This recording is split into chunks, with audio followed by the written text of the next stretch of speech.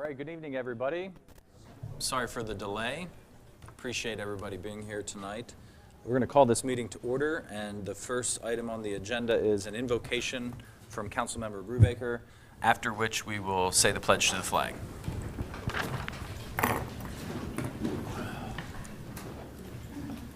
Tonight, we meet to discuss and resolve many difficult issues amidst trying times. But let's turn to our blessings. We live in a beautiful valley, in a heritage city, in a prosperous state, in one of the greatest countries of all. We have friends and family. We have people in all walks of life, many occupations and many volunteers that help enormously to move this community forward in all its aspects. But most important of all tonight, our attention is turned to our rights. We have all fought, our ancestors have fought for 1,000 years, obtain the rights that we all take for granted. Too many of us take for granted. Many of us are still struggling. We all have things that we should pay attention to, whether it's our communications or whether it's other aspects of our life. Be sure we maintain our rights in this society. It's an element we too much, again, take for granted. So let us tonight turn and think of those blessings and many, many others and give thanks to the God that has provided those. Amen. Amen. I pledge allegiance to the flag of the United States of America and to the republic for which it stands, one nation, under God, indivisible, with liberty and justice for all. Thank you all.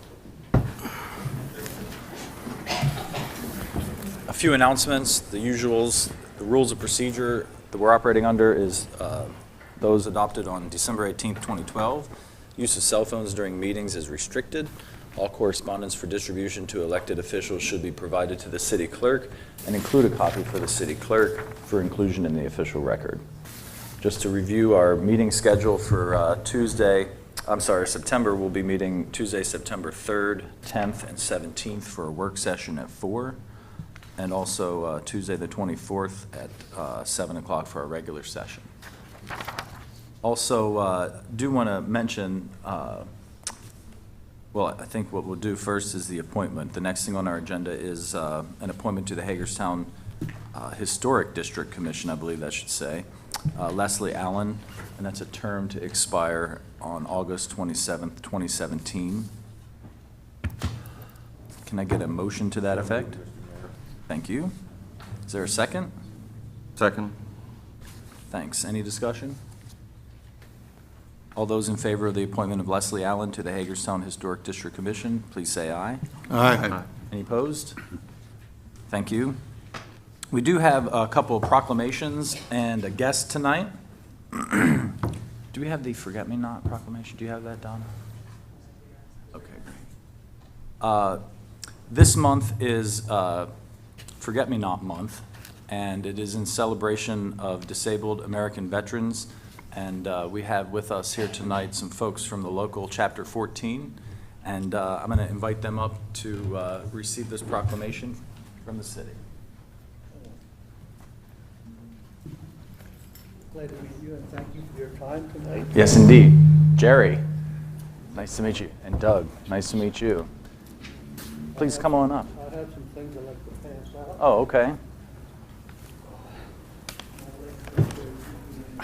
This is a little information about what we do and what we do for the city, and we're trying to put more back into the city. That was our plan, and we seem like we're getting there. Thank you, sir.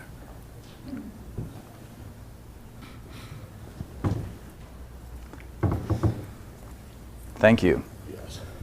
And on behalf of the city of Hagerstown, in honor of Disabled American Veterans Organization Forget-Me-Not Month, September 2013, whereas the Disabled American Veterans Organization offers free services to disabled veterans and their families in filing claims for government benefits, as well as the resolution of problems regarding employment, health care, and counseling. And whereas the Disabled American Veterans Organization strives to respond to emergency needs arising in the family of any disabled veteran, and whereas the community wishes to express a deep and continuing sense of gratitude to those disabled veterans who gave so much to protect and preserve our way of life, and whereas the Disabled American Veterans Organization has chosen September 2013 for its annual Forget-Me-Not Drive in Hagerstown and Washington County, and pledges that all contributions will be utilized for disabled veterans and their families in our community. Now therefore, with the support of the City Council, I, Dave Geisberts, the Mayor of the City of Hagerstown, do hereby recognize and proclaim September 2013 as Forget-Me-Not Month in the City of Hagerstown, and encourage all citizens to join in and support those who have given so freely to defend the rights and freedom of us all. Thank you so much. Thank you for your support. Thank you very much. And you want to just tell everybody what the Forget-Me-Not Month is all about? Forget-Me-Not Month is our national drive for disabled veterans. And they take the month of September, and we set up for donations to help veterans. Chapter 14, we have no overhead.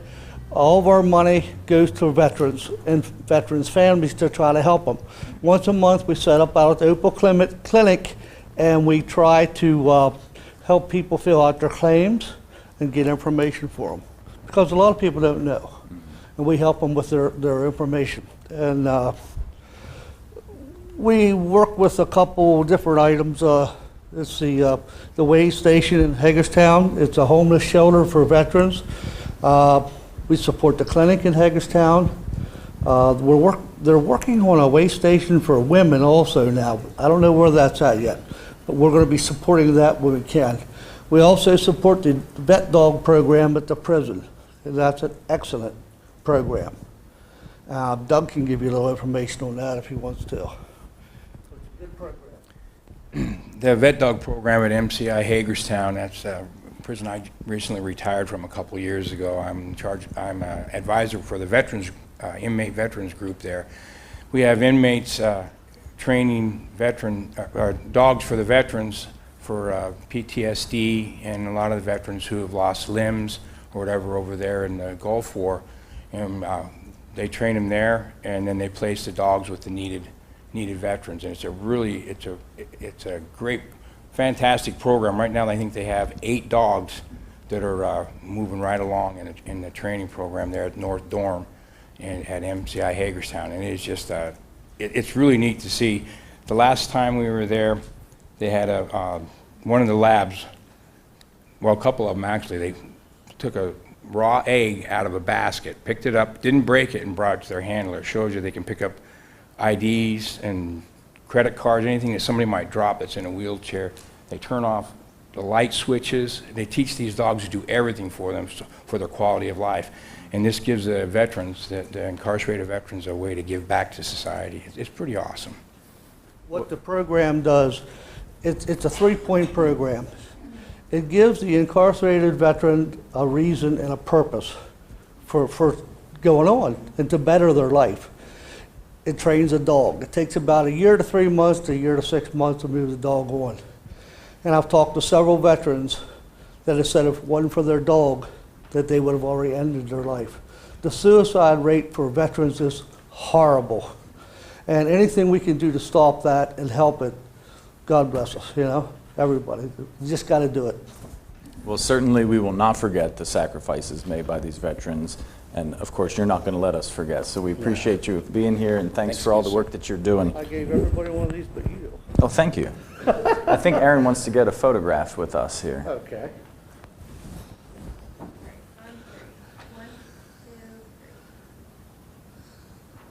Thanks, guys. Thank you. Take care. And we also have some other awards to give out tonight. The Highlight Hagerstown. And I'll ask Alex if he can take over the floor now.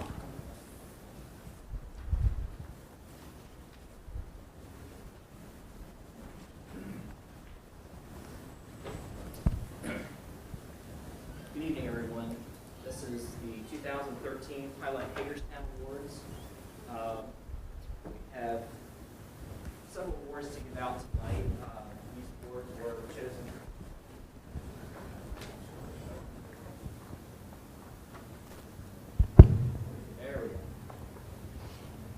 The Highlight Hagerstown Awards were chosen by the Hagerstown Beautification Advisory Committee, and we have 2 members of that committee in the room tonight, Pam Arnold, who's our chair, as well as Mary Kalin, who's in the back. There are 3 categories tonight, residential and commercial, and Adopt-A-Planner, which are the downtown little high school planners adopted by businesses and organizations.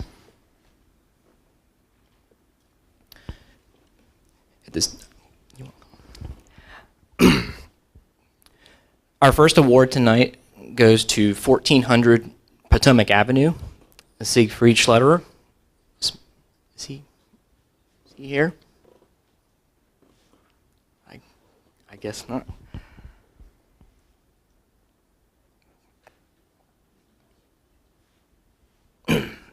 Our next award is for 32 McKee Avenue, John and Dot Kalbach. If you could go up with the mayor.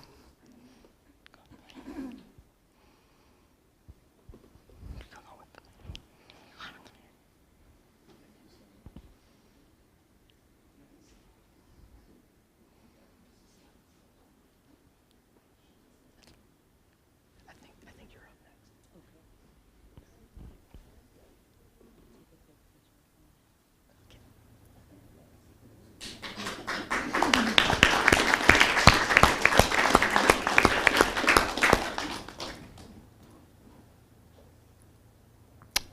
Next award tonight is for 547 Church Street. Accepting the award for Ms. Ribis is Carrie Silva.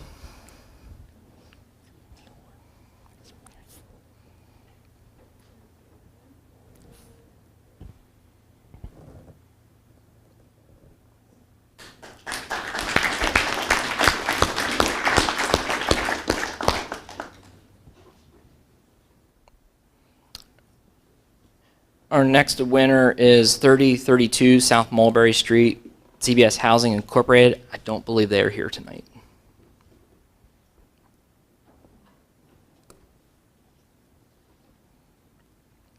In the commercial category, Burkett's Deli, 23 North Locust Street.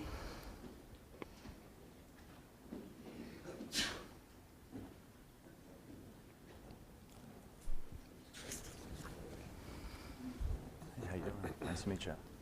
Hey, thanks for being here. Good job. Here, you want to take that? Come on over here. We'll get a group photo. All right. On 3. 1, 2, 3. Thank you all so much. Good job. Place looks great. I encourage anyone who hasn't been to Burkett's, go on down. They have a lot of new outdoor seating. It was a great partnership. They came to the city with some ideas about what they wanted to do to help their business. The city responded, and it's turned out beautifully. In the Adopt-A-Planner category, Frederick Seibert and Associates, 128 South Potomac Street. Don't know if they're... No? Okay. The Gourmet Goat, 41 North Potomac Street. No, this is their night off. And Pool and Cane, 29 West Franklin Street. Anyone here from Pool and Cane? Well, we thank all of those businesses and residents for their hard work in making Hagerstown a beautiful place. It certainly is a challenge. We know if your neighbors aren't pulling their weight, but you know, I always say you have to lead by example. So that is certainly what all of these folks have been doing, and we really appreciate your efforts. So keep up the good work. Thank you, and thank you for being on the committee. Yes, indeed. Thanks. Let me give those to you, Mrs. Clerk. Thank you.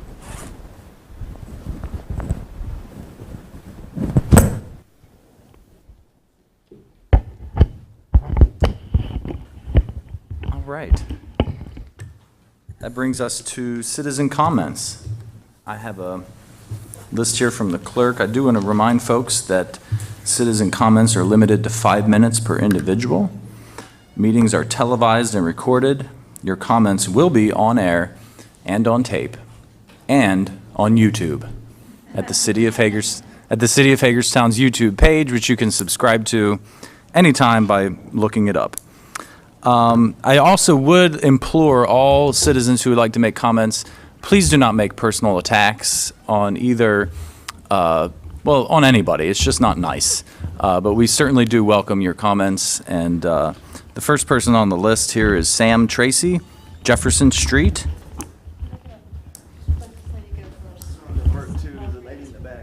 I'm sorry, who is the lady in the back?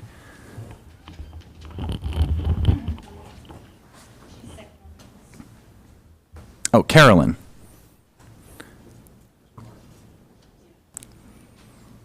Carolyn Martin. I just want to thank the mayor and the council members for taking the time out tonight to listen to my concerns. My name is Carolyn Martin. I'm the owner of Sunshine Child Care Center at 218 East Washington Street.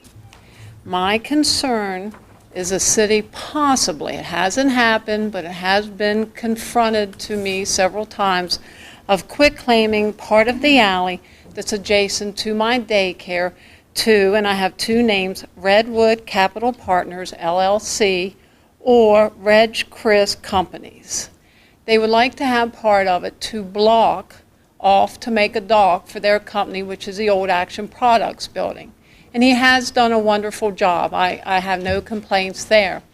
My complaint is when you go down Washington Street, you cannot turn left to go back to my property, which I do have a parking spot in the back. The only way I can gain interest is to come off from McDonald's on Cannon Avenue.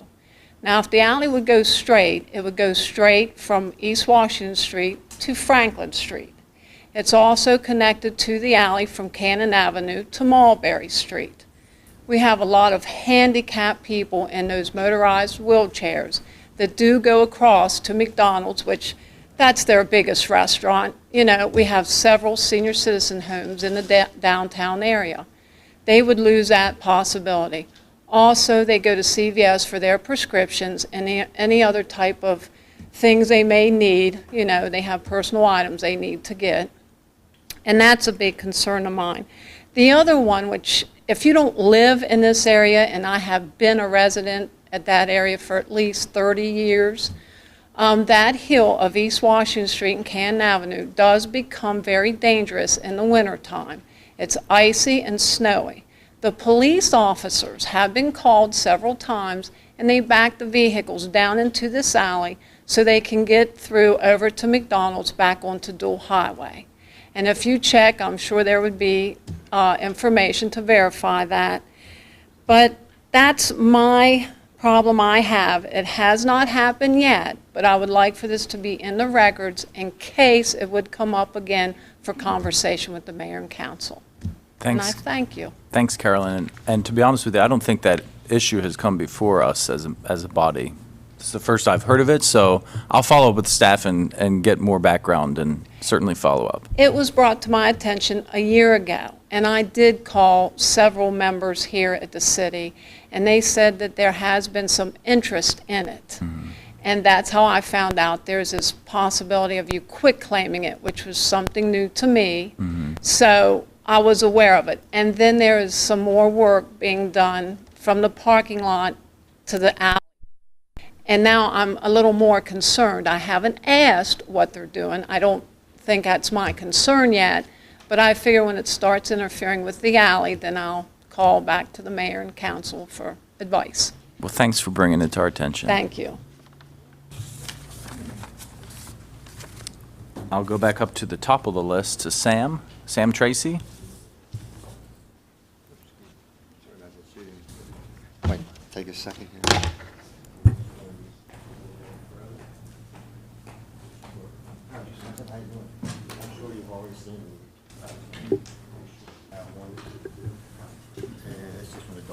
Thank you.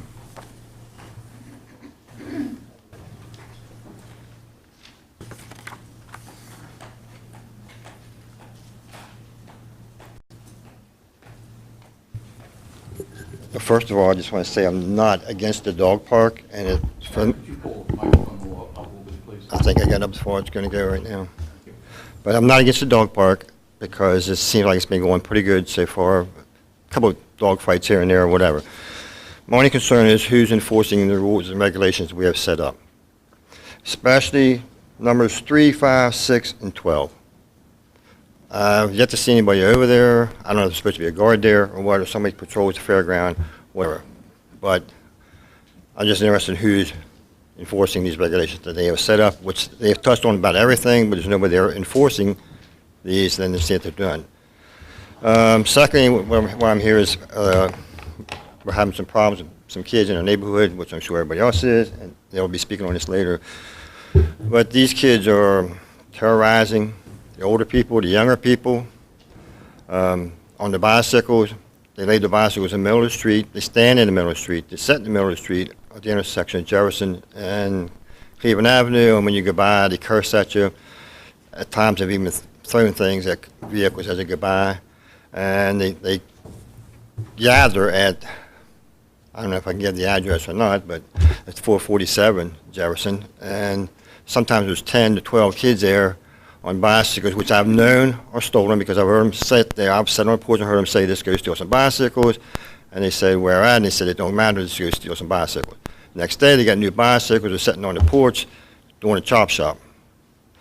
We reported this to the police several times, and I know they've made many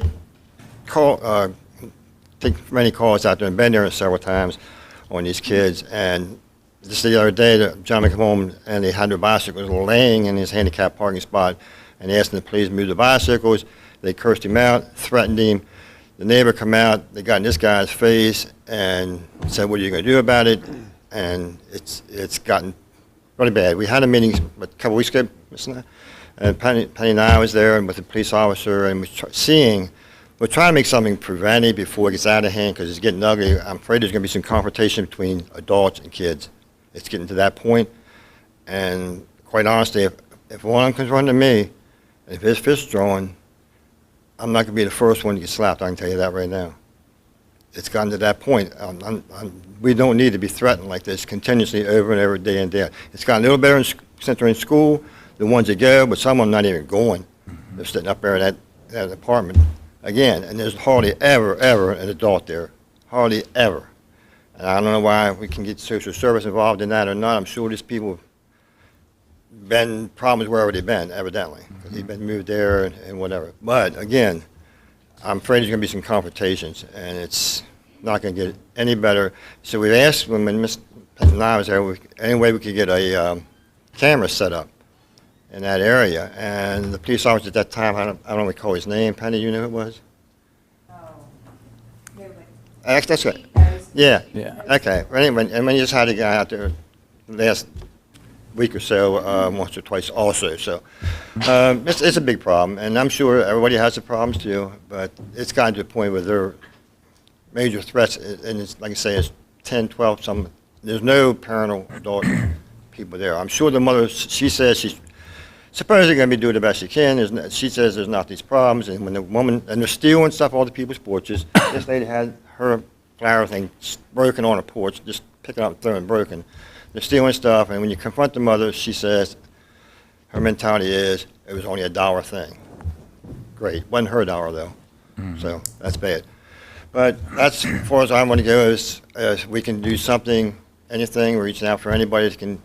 There's cameras or whatever, and I know that last time I had a patrolman with his shears out, he said he talked to the chief or whatever, or at that time, the shift commander, about seeing a camera put up in that area. So maybe that'll help. We've told him we're going to put cameras up in our own house, which people are trying to look into doing that. But and you can say that, but they don't scare them. They don't care. And like I say, it's getting out of hand, and I hope nothing blows over. Right. I Well, thank- I thank you for bringing that issue up, and I do think unsupervised children is a problem anywhere, and I appreciate you reaching out to the Hagerstown Police Department and trying to work with them on solving this neighborhood issue. I have a question though on this. When the police are coming through there or whatever, or any area of town, and when they see these on these bicycles, are they allowed to confiscate the bicycles? In terms of whether or Can not... you take the bicycle? And the kids, whatever they're doing, if they're out in the middle of the street, moving that traffic by, I see them just sitting right in the middle of Jefferson, Cleveland, just sit there, like 4 or 5 on the bicycle, cars had to stop. Well, I don't want to speak for the police, but I don't think if they were acting in a way that was unsafe or causing a traffic jam or something like that, Yeah.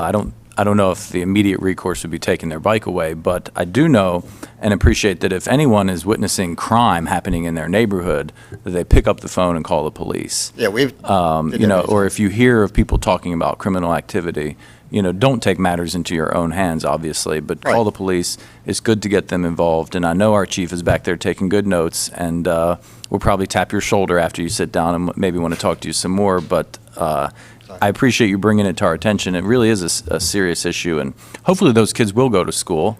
I don't know if the school system still has truancy officers, but it certainly is a concern that I share if there are unsupervised children wandering the streets of Hagerstown and getting into criminal activity. okay. Thank you. Thank you so much. Okay, we have some complaints about people being able to hear in the audience. Maybe there could be something done with the sound to increase the volume here. Next up on the list is Jeff Talton. Mr. Talton? And is this Suzanne Smith? It is. Okay, Yes, it is. thanks. And you guys both live on Jefferson Street, is that right? We do. That's correct. And we're going to reiterate a little bit on what Mr. Tracy touched on, if you don't mind, and thank you for allowing us this opportunity. My name is Jeff Talton. My wife Suzanne and I are homeowners on Jefferson Street. We're here this evening to express our concern over the increase in crime activity in our part of the city. Jefferson Street, as you might recall, is a little tiny street less than a quarter of a mile long, nestled between Cleveland Avenue and Cannon Avenue. Just a short walk away from Fairgrounds Park, which is one of the reasons why we moved to that area of the city in 2003. My family and I have lived on Jefferson Street for a little over 10 years now, and for the most part, we have felt very comfortable and safe in that neighborhood during this time. Over the past year, however, there's been various activities and incidents have changed our attitudes completely. As a matter of fact, we're considering very seriously moving out of Hagerstown. If you were to review the Hagerstown City Police log over the past year, I'm quite certain that it could easily verify that there's been an increased number of reported crimes or incidents against the properties of the residents on Jefferson Street. Those reported incidents are just that, the ones that have been reported. I know personally that I've talked to other neighbors on that street that have had crimes against their property, and those crimes have not been reported. My wife and I are not here this evening to offer solutions on how to handle the crime issue in the city. We're here merely as decent, law-abiding citizens yearning to live in a safe environment and expressing our concerns. My primary place of employment is here in the city of Hagerstown. My wife works for one of the largest employers full-time here in the county as well. We do not live fancy. We appreciate all that we've worked for and at all that we have acquired. I work multiple jobs to help support my family and to pay for our home and all that we have there on Jefferson Street. In doing so, there are times when I sometimes do not get home till 2 o'clock in the morning. Over this past summer, I've arrived at home many times at that hour of the morning, only to find our front porch damaged, decorative items and furniture missing from our property, litter scattered throughout the sidewalk in front of our home, bicycles, tools, and other personal items, which I later learned were stolen from our neighbors, scattered throughout the front of our home or on the street. Many times over this past summer, I would get home from work at 2 o'clock in the morning. There would be 5 or 10 kids at the top of the street at the intersection of Cleveland and Jefferson, just a few yards from our home.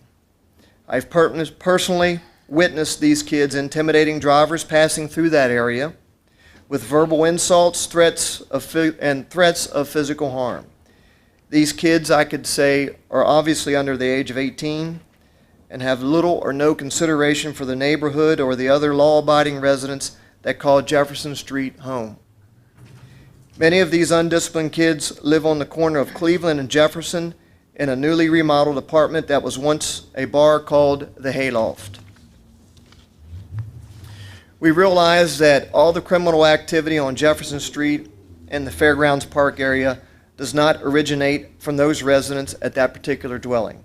However, I can say with great certainty that much of the increased police reports called from Jefferson Street over this past summer have been related to visitors and/or residents of those apartments.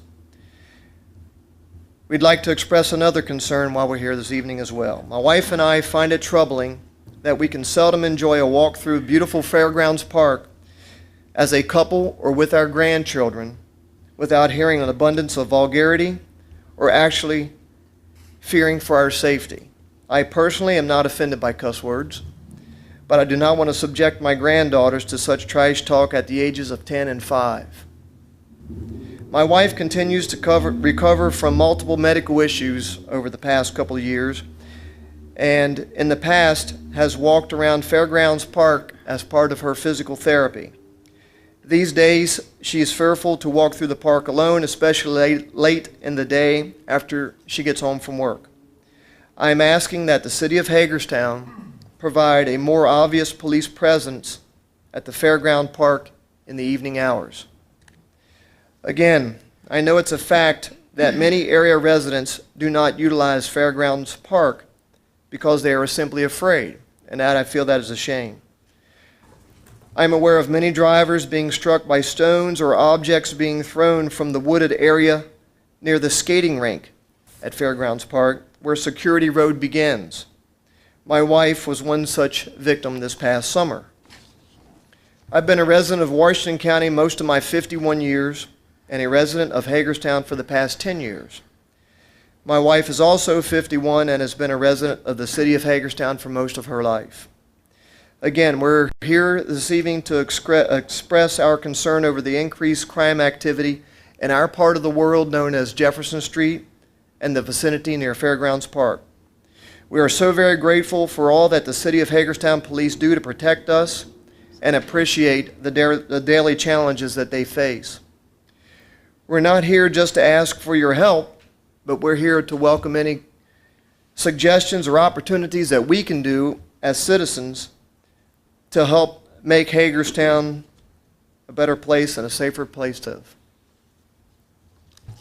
Well, I really appreciate that statement. It certainly is powerful, and I reiterate what I said before. You know, you mentioned something about the crimes that were underreported, and again, even if people have just a damaged pot on their front porch, it may not seem like much, and you think, well, you know, I don't want to bother the police, but they keep track of that stuff, like you said, and there is data that they can track so that they can target certain areas to That's actually increase. how we felt, but over a period of time, we felt that it became necessary to call. And the other issue is if we know of certain properties that are a nuisance in the neighborhood, we have a nuisance abatement ordinance which allows the police to take further action on properties with calls for excessive calls for service. So it's another reason why neighbors need to, you know, be proactive and take a stand like you guys are and saying, you know, we're not going to let this happen in our neighborhood.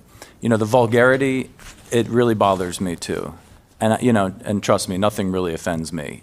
But I do know that when I go to the park and I hear, especially young people, you know, screaming out these kinds of things, it does not make for a pleasant experience for anybody else who goes to those parks. And it doesn't really create the safe atmosphere that we want to promote as well. So I really do think that you bring up a host of very valid issues, and you can bet I'll be following up with the staff to see how we can address those issues for you. Thank you so much for coming in. Please. Hi, my name's Sue Smith-Talton. I just have a couple of things. My husband has pretty much said everything in a nutshell. Only, he said, we're not here to offer solutions. I, on the other hand, have a few ideas that I'd like to share with you. I'd like to see cameras. I know we've got them, that they can be moved throughout the city. I think that might be an important thing to suggest, that it be taken into consideration not only for just my street, but the fairground as well. There's a lot of activity there, a lot of gang activity. And I don't know if any of you are truly aware of what it's like to walk through that park in amidst red and blue and crisscross knives. I do truly fear for my safety, and that's just, you know, that's not good. more police presence. That is definitely something. I know that there are staffing issues. I know that they work long hours, and I know that we all face these challenges. But maybe if we had a few more, I've seen kids openly do drug deals, walking in front of everyone. There's no fear whatsoever. Another thing I'd like to mention is driving down Security Road. Why doesn't that apartment complex or any of them have a sidewalk? Why the children are all walking in the road? The road is very narrow. You cannot see in the other lane. Which part of Security are you talking about? Security Boulevard, where the Between Fairgrounds Park And and Eastern- Eastern Boulevard. right. Okay, There's so you're There's talking no about sidewalk. there's a the large- apartments past, if you go to the four-way stop past where the Pangborn Park? Right. Okay. There are a Yeah, number that's of- actually in the county, I believe, Well, okay, I'll keep is the that in reason why mind, that but- there's no sidewalks. The Yeah. city has rules and ordinances that require developers to put I in was sidewalks. not aware of The that, county so does thank not. you. Thank you very Yeah. much. It's very dangerous. It is dangerous, and that's a concern of mine. That's in one of Almost- those areas they're where running in the front of- county and city border are sort of funky, Right. and so different rules end up in different types of development. But you bring up a very valid point. I've seen people I'm afraid walking that in the the kids are road going to get there. hit. Sure. You know, that's my concern there. But I guess that's all I had to say. I mean, I do want to thank you all for giving us the opportunity to speak to you about this. We were invited to present these concerns to you, and I appreciate that. Thank you. You're Thanks. welcome.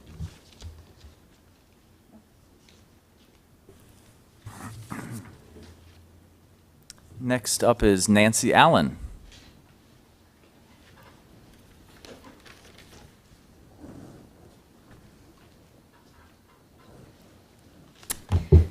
Good evening. Thank you for the opportunity to be here this evening. I want to first of all, do I need to state my name and address for the Please. record? Nancy Allen. I live at 924 Oak Hill Avenue in Hagerstown, and I'm here tonight. I came for one purpose, but after hearing the meeting, I'd like to also mention two other things. I'd like to commend the City Council for recognizing the veteran efforts that are being done right within this county to help give those individuals a feeling of self-worth, and I feel that anything we can do to make our wounded veterans feel more comfortable in their skin, so to speak. They've suffered a great deal and have given a huge sacrifice for our country and for all of our freedoms. Secondly, I'd also like to applaud the City of Hagerstown for the beautification project. I think that's a wonderful initiative that you've taken on to recognize homeowners who are doing good things to beautify their properties, business owners to beautify their properties. Anything we can do to promote our city is well served, and I applaud you for that. Thirdly, I'd like to also comment on the increase in crime. Being a city resident, I can certainly attest to what these two homeowners have just made you aware of. In addition to that, I know on two occasions this past summer, we awoke to hear police helicopters hovering over top with spotlights in our backyard looking for perpetrators who were running from policemen, and that is a concern. That is something that we need to be aware of. We need the increase in police presence. I too have walked through the fairground area there and felt very insecure for my safety there, and feel like we need to address that problem. And having said all of that, I come to the stadium issue, and I think that it can be intertwined. If we want to promote the City of Hagerstown as being a wonderful place to come and raise families and to be a good place for families to grow and to have their life, then we need to look at ways that we can better their lives. And in saying that, I want to mention that 2 years ago, I was approached by a city official to look at a possibility of a sports complex. Just being a private citizen, I attended a group. We worked volunteer, gave our time, came upon a task at hand, which we were able to do. So on our own, without any city money, without any public funding, we explored a possibility of a sports complex. We came up with a wonderful concept. It was comprised of 2 baseball fields, some tennis courts, and some soccer fields on city-owned property. And the reason I bring this up is I would like to say shame on the city of Hagerstown for having an opportunity to create an environment for families, for kids, to keep them off the street, to offer a way for economic prosperity within our city, and not capitalizing on that. Nothing ever came of that proposal. I've got a drawing here that was given to the City Council. It was also given to the Economic Development Coordinator, the new one that came on staff. I won't mention any names because I was asked not to by the mayor at the beginning of the meeting. But the reason I mention that is that we've got valuable resources here within Washington County that we are not taking advantage of. And when I say natural resources, I'm not only talking about natural resources such as the Antietam Creek, which is a wonderful waterway opportunity there. Coming off Eastern Boulevard, you turn left, ahead to the municipal stadium, and what do you see to your left? What do you see? You see nothing but trees and rubbish. Today I went out, I took a tour of the city of Hagerstown, I took pictures, I looked at things, and I said to myself, okay, I'm a private citizen, why am I here in Washington County? What does it have for me? What does it offer for my family? And you know what I came away with? It's quality of life. It's things that I like about Washington County, that's why I chose to live here. The city of Hagerstown has wonderful opportunities that you're not taking advantage of. You've got the sons here, you've had the sons here, and what have you done with that opportunity? Absolutely nothing. You keep trying to put a square peg in a round hole and jam it down the taxpayers' throats, putting it in that downtown location. We, the people, voiced our opinion back in November, and we said, no, that's not what we want to do. However, you city council members have not done the will of the people and are now voting at a 3-2 to go ahead with that site. And I don't think that's a wise decision because I think it's doomed for failure. And in having said that, I'm a realtor. I think you're breaking the cardinal rules of any real estate venture. That's location, location, location. You've got to look at the best location for the end user. It's not downtown in this proposed site. You've got a wonderful opportunity here. Take advantage of the water that you've got, develop that, get your business-private partnership going. The city of Fredericksburg took that initiative, took that lead. I believe it was less than 2 months ago I came before the city council and I asked you, please go find some private money. What did the city of Fredericksburg do? They did exactly that. So I say shame on the city council of Hagerstown here for not taking advantage of something that you had in your back pocket. And all along you did nothing. You sat on your thumbs, too much politicking, too much he said, she said. Look at the end result. Look at the goal you're trying to achieve. That is quality of life. That is a wonderful place for people to live and to work. It's a nice place for families to come and to flourish and to have generations. It's the reason I came here. I located here because of the things that you had. For many, many years, I ran an ad campaign that said, Washington County, Maryland's best kept secret. And you know what? I believe that. I believe that firmly. But I look at the 5 of you up there, and the mayor included, and I say, shame on you guys, because you're not doing the will of the people. The will of the people said to you in the election, please do not put it downtown. That location is not conducive for success.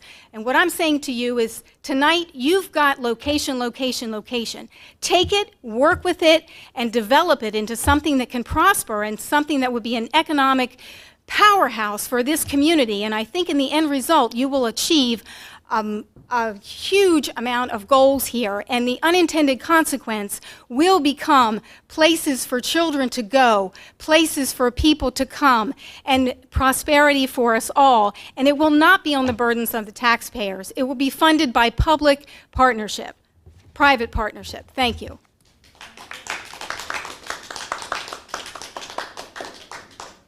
Thanks, Nancy.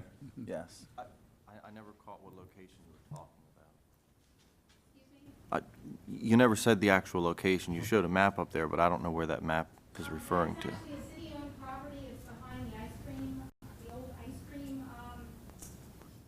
plant there, behind the Hagerstown, I think, water department. Mm-hmm. I can provide that site for you if you'd be interested.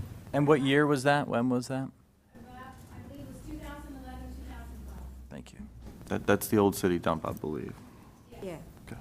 We had site work done, I believe Frederick Seibert, a local surveyor here in town, did the site work plan, that was all proposed, and the plan was given, and nothing materialized.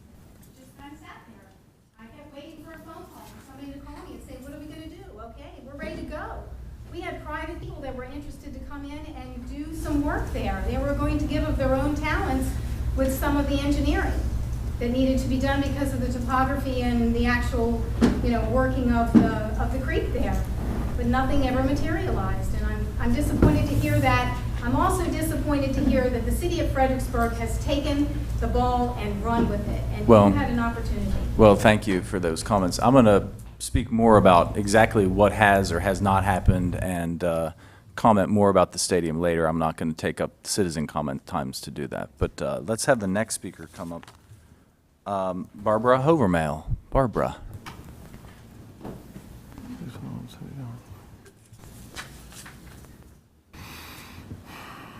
Good evening, Mayor and Council. Barbara Havermill, Spielman Road, Williamsport, Maryland.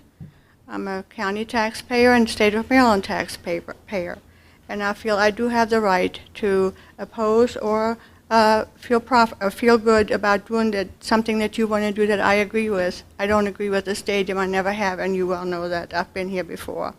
Something I said to you quite a few moons ago was that the site that you have chosen at one of the sites that you are so eager to do now is the site downtown.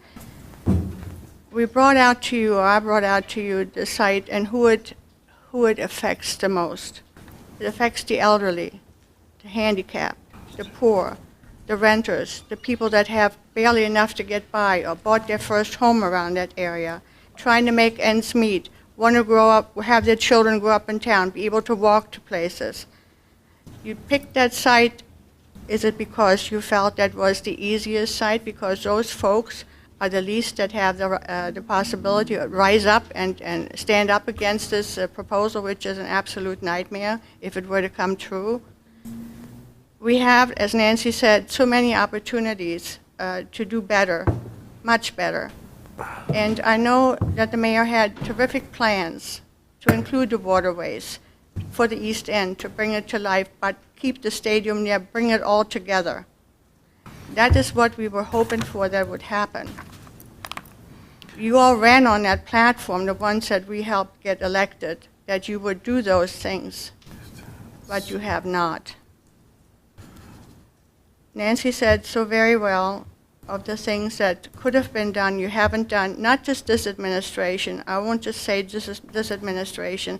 The city as a whole has dropped the ball many years back by not upkeeping the stadium that we have, and not doing the proper things to make it more playable, more attractive, to bring things in there other than baseball perhaps. The agreements that were made between the owner and the city, I think, are totally absurd. What the city got out of it is unbelievable. And there should have been attention paid to what the city is getting out of it. It got nothing out of it, and there was money to be set aside from the hotel-motel tax to fix the stadium up, but that didn't happen either. I believe you put it in a general fund to fund other things that where money was needed. I feel that, again, the people have spoken to you loud and clear. As you know, when I was here last month, I brought you all about close to 2,700 signatures, petition signatures of people that did not want this stadium downtown, but yet you chose to do otherwise. And we feel that you have forgotten us, didn't pay attention to us. You're going to do as you well please, and it's wrong. You were elected and you took an oath to do the best to your ability to work for all the people, not just for some. And those you're listening to, I think, they don't also live in town necessarily. I know I'm not a city dweller anymore, but I do pay taxes. And those folks you're listening to don't live in town, but they still want to make policy with you, through you, onto their agenda, which will benefit them. I think it's wrong. I hope it doesn't happen. I hope it never happens. And more power to Fredericksburg is what I say. There's a way that we can get other baseball teams in here, that's for sure. And hopefully something good will happen. To do the East End the way the mayor had talked about earlier, and I know some council people are talking about now, would be a terrific thing for Hagerstown. It would work, and it will bring life back to Hagerstown. Not the way you're proposing it, this one big thing. It's not going to do it. It needs to come in small steps that have been neglected. You have not helped maybe businesses to flourish as they could have used your help, loans, what have you, attracted them, brought them in here. You know, those businesses that just employ 1, 2, 3, 4, 5 people, they're the ones that also bring other people to come here and do business here, specialty shops, whatever. I'm so disturbed about this whole thing that the people's voice has once again not been heard by anybody. Thank you for my time. Thanks, Barbara. Next up is Harold Wills.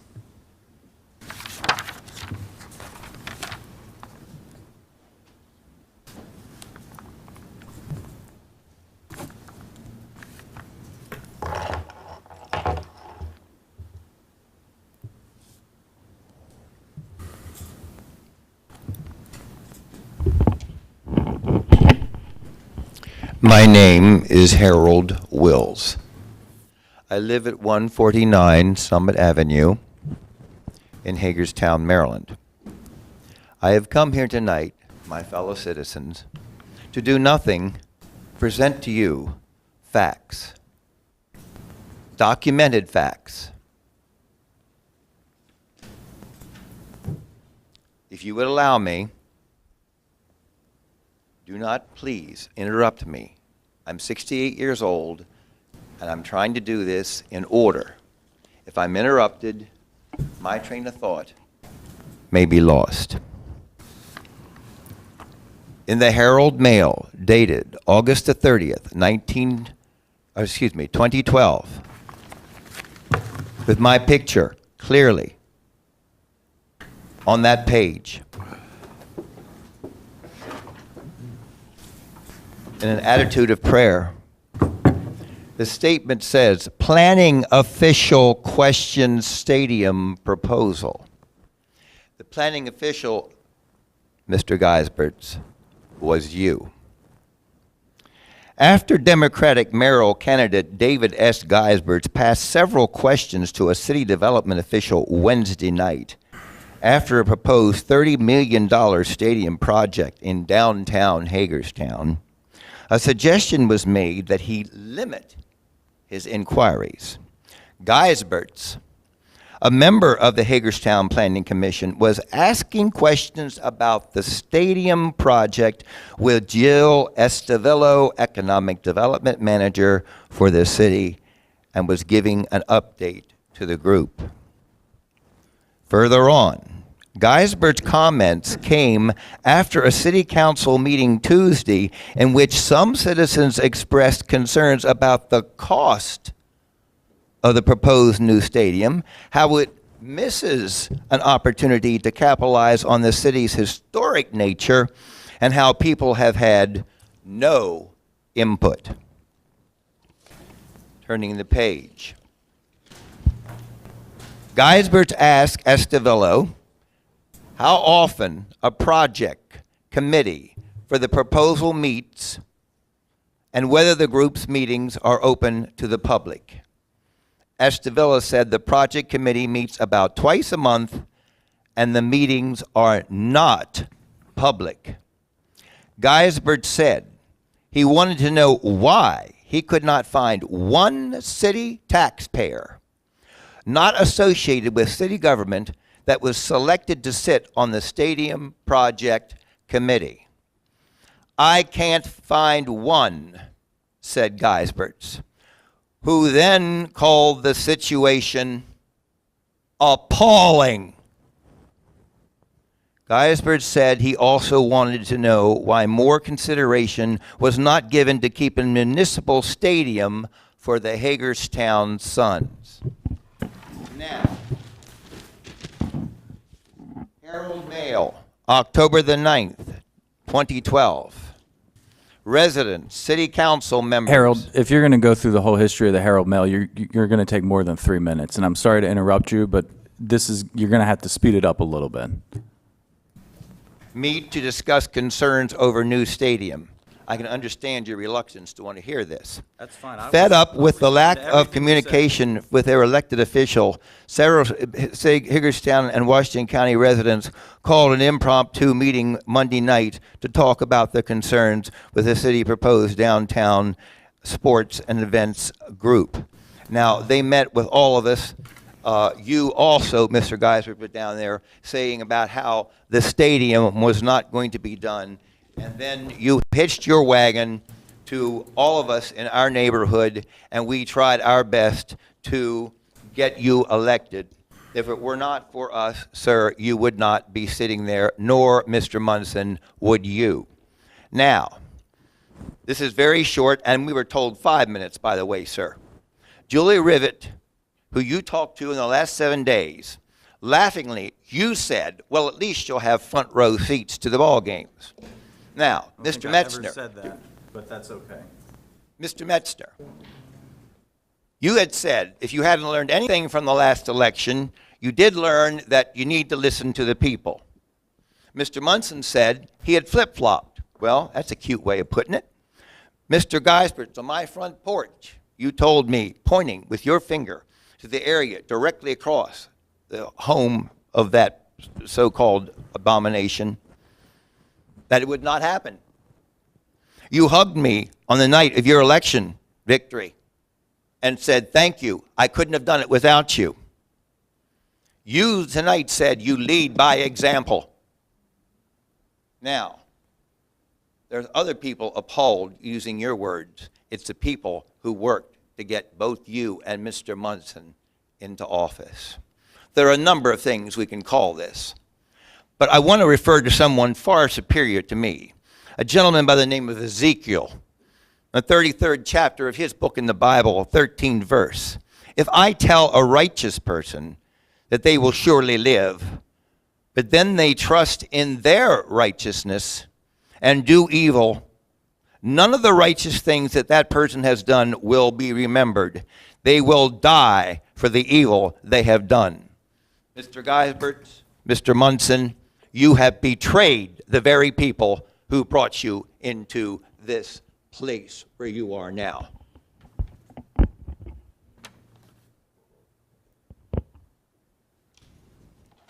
Thanks, Harold.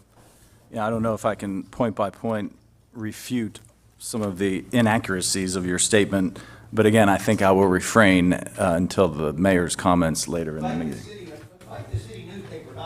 Thank you. The next up on our citizen comments is Kevin Fissler. Kevin? Fisher. Sorry about that. Okay, thank you very much. My name is Kevin Fisher. I'm a resident of Mulberry Street. And as a lot of the other citizens and taxpayers here and residents, I'm very concerned about our crime and our code enforcement. Our crime and our code enforcement, sir. I apologize. I live at 309 North Mulberry Street.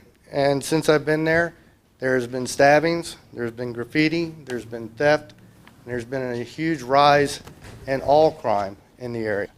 I would like to ask and request that you all reevaluate or look at your law enforcement, how we can make them whole, how we can enforce the laws and enforce our code, that ordinance that is in our city to beautify our city. I think the beautification program that you have here is great, but I don't think that's going to be enough without enforcing the laws and the enforcement of the code.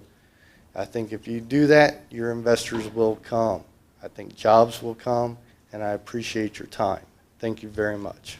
Thank you, Mr. Fisher.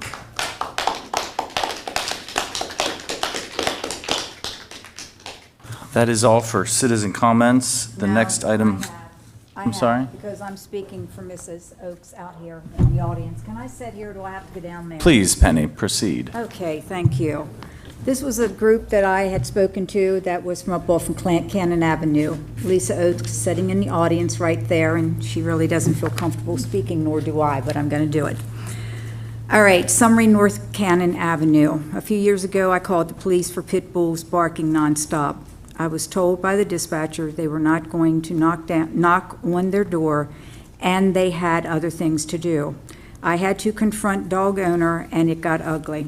I did get a call back the next day from the chief after Penny and I got involved. 2008-9, I received a notice from the city to fix my sidewalk. I repaired the crack and still wasn't good enough. I was forced by threat of fine or property lien to replace the entire sidewalk. While the cement was still wet, someone etched in it and broke the window out of the contractor's backhoe that was parked there overnight. The city's walk adjacent to mine was in worse shape and still is not replaced. I have had my mail stolen at least 3 times. We found our mail order prescriptions in the ditch. 2011 cab driver behind my house on my property smoking crack with someone. Several times I have watched cars come back behind the house drinking, doing drugs, and leave trash behind. I had a brick thrown through the front door transom window on Saturday afternoon in the summer of 2009. The garage that backs our property on Mulberry Street was burned down. I have had my planters vandalized repeatedly. I decided not to put any out this year. October 2011, several teenagers were hollering and throwing a football at night, and I looked out the window in time to see them jump on my car and roll across.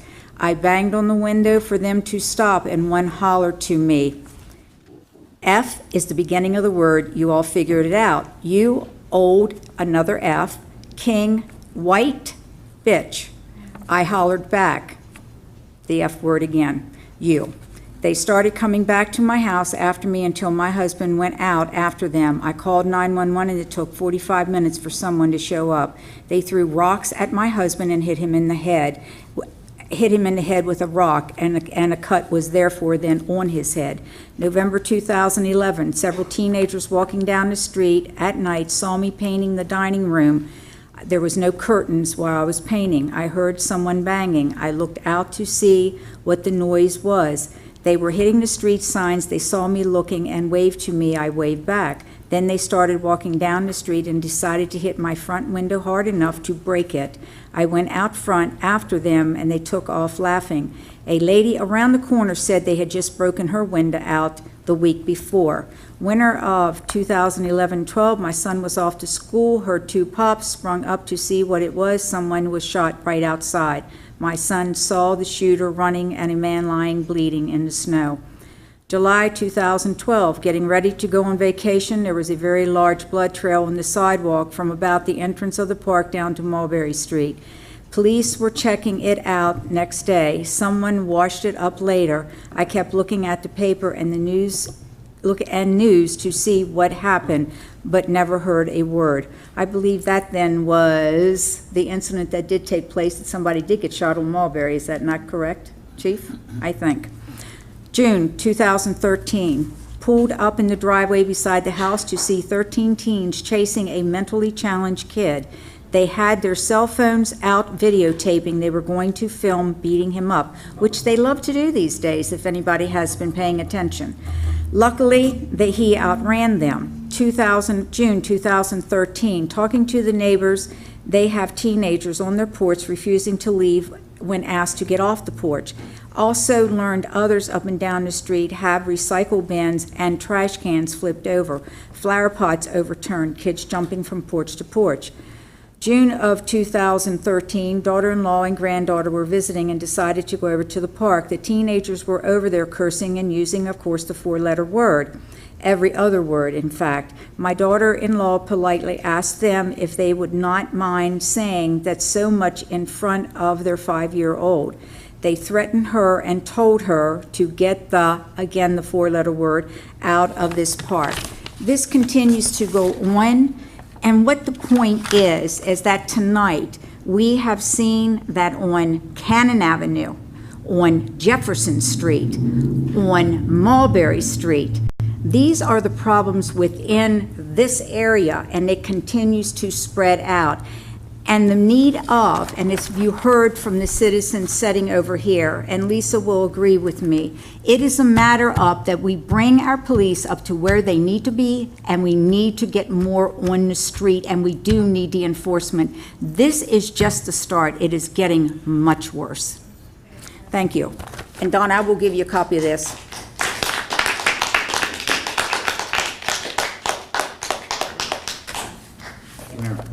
May I respond to that? Please, Mr. Munson. Councilwoman Nye is absolutely correct. It's not just the areas that she's talked about. It's happened on McKee Avenue. It's happened on Hamilton Boulevard. It's happened on Dale Street. It's happened on Wilson Boulevard. These are serious problems. I think it has something to do with bad parenting ultimately, but we don't know how to change that. And there are problems that we're going to deal with, but I do have to tell you this, it's not going to be cheap to deal with them in the long run. We need more police, and more police are going to be expensive. But I think we have little or no choice. Thank you, Mayor.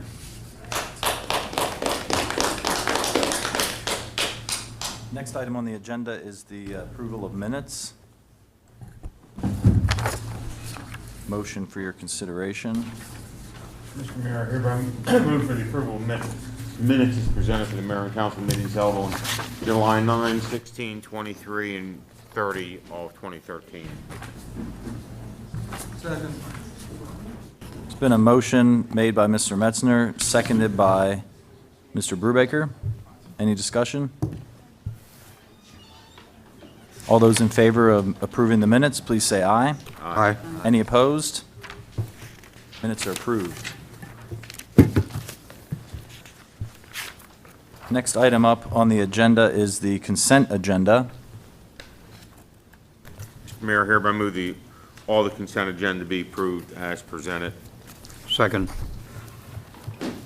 Motion made by Mr. Metzner and seconded by Mr. Munson. Any discussion? All those in favor of approval of the consent agenda, please say aye. Aye. Any opposed? Consent agenda is approved.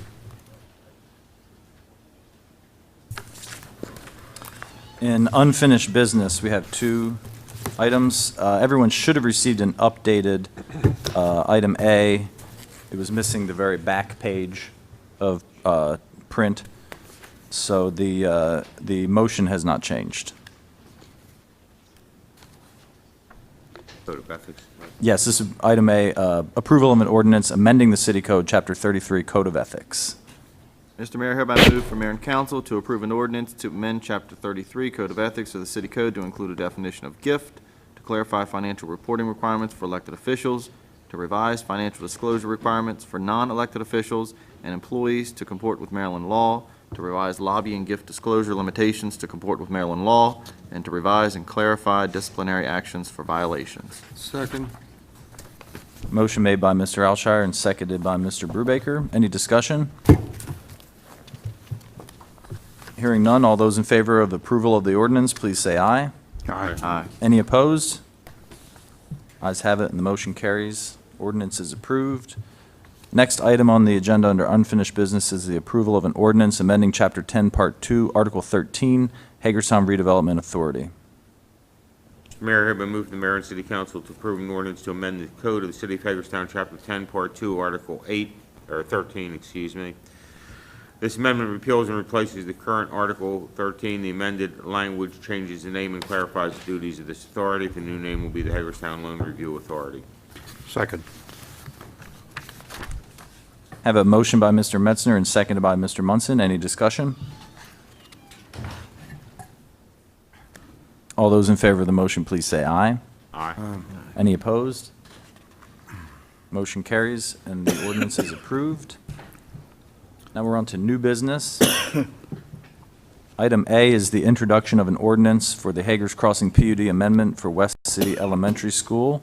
Mr. Mayor, I hereby move that the mayor and city council introduce an ordinance for an amendment to the Hagerstown Crossing Planned Unit Development.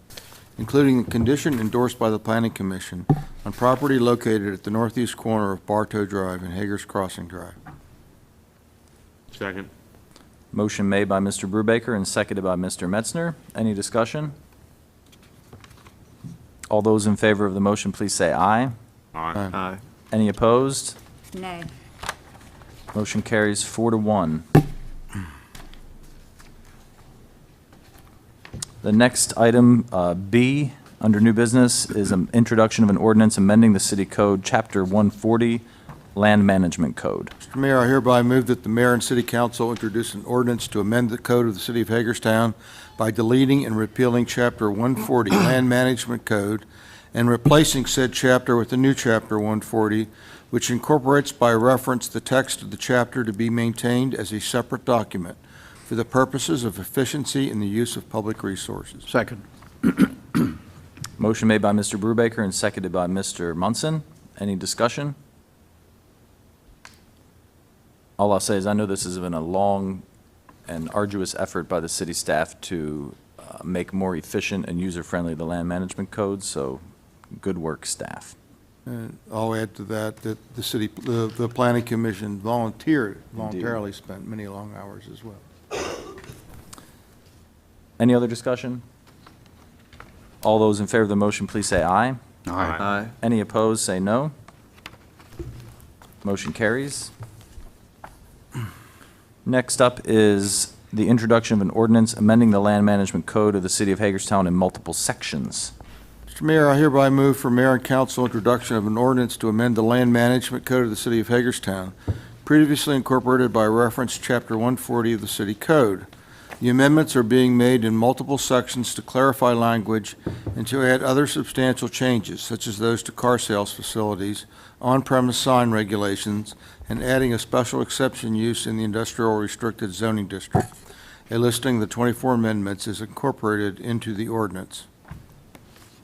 Second. Have a motion made by Mr. Brubaker and seconded by Mr. Metzner. Any discussion? All those in favor of the motion, please say aye. Aye. Any opposed? Motion carries. Next up is the introduction of an ordinance authorizing legal counsel and staff to commence with eminent domain proceedings at the Old City Light Plant, otherwise known as MELP. Mr. Mayor, hereby move for the mayor and city council to introduce an ordinance to authorize legal counsel and staff to commence with eminent domain proceedings against property legally described as Lot 2, 2.29633 acres on the east side of Eastern Boulevard South, known as the Old City Light Plant, MELP, further identified in ESTAT as located in District 17, account number 025759. The public purpose of the eminent domain proceedings are related to the protection and continued operation of public utilities contained within and adjacent to the property and public safety concerns related to the condition of the property. Second. Motion made by Mr. Alshire, seconded by Mr. Munson. Any discussion? All those in favor of the motion, please say aye. Aye. Any opposed, say no. Motion carries. Next item is the introduction of an ordinance accepting an offer of conveyance of lands of Bowman Hollyhock LLC.